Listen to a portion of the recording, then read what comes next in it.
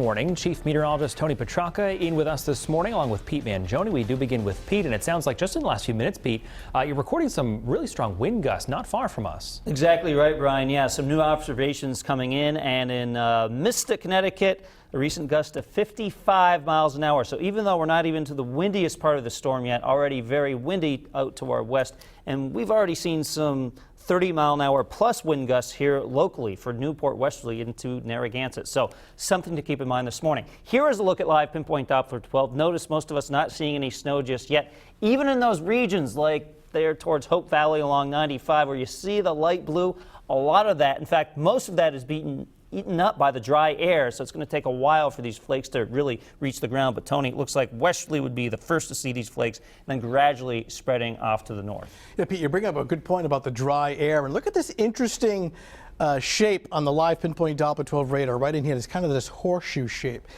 When we see this on the radar, what it's indicating is that as the precipitation is trying to work in, as it encounters the dry air, it evaporates. It's in weather terminology, it's called virga. So in other words, the radar sees the snow in the clouds, but as it falls, it evaporates, doesn't hit the ground. But eventually, as the atmosphere starts to moisten up, I do expect this snow area to be working in. It's working in now. It's moving towards the northeast, so it's going to take a while. It's not that far away. I mean, more than likely, a few flakes of snow are flying, at least a little bit, some flurries in westerly, and this whole leading edge, at least from the Providence metro area, is only about 40 miles away. So it won't be long before this precipitation starts to work through and then eventually overspreading the entire area by later this morning, and then certainly during the afternoon hours. I think the heavier snow, no doubt, is on the way for this evening and tonight. Now take a look at pictures in Providence. The visibility is good. I mean, if you have errands to run the next probably 1 to 3 hours, you're fine, but then things start to go downhill thereafter.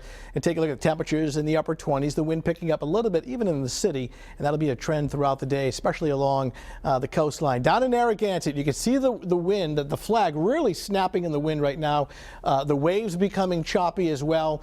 Wind speeds later on along the coastline, places like Narragansett, anywhere between 45 and 50 miles per hour.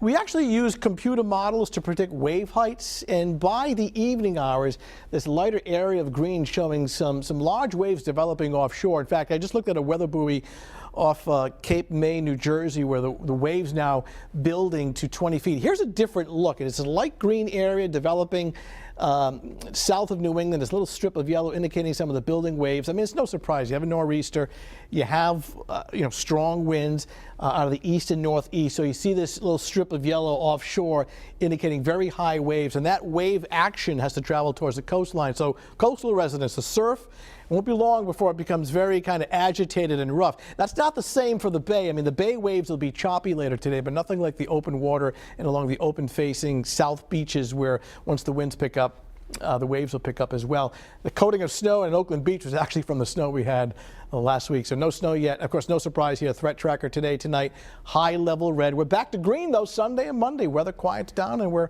looking pretty good. So storm is inching closer. We are dry for now, but the precipitation working first along the south shore. Of course, the most important map of all that everybody wants to see, the accumulation forecast. Extreme south shore. This will be realized by later tonight. 8 to 10 inches. To the north of that, a strip of 5 to 8, which means that there's 4 possibilities here, either 5, 6, 7, or 8. So it's somewhere in that general range, and the amounts taper off the further north and west you go. So again, the higher totals and the stronger wind right along the immediate south shore. 7-day Futurecast shows the better weather on Sunday as we celebrate a Patriots victory at 35, and then the quiet weather milder early next week. In fact, scattered rain and snow showers on Tuesday. Don't forget WPRI.com. Ton of weather information, including our blog, which is updated constantly. Tony, thanks so much. 7:55 is your time. Still ahead this morning. Freezing.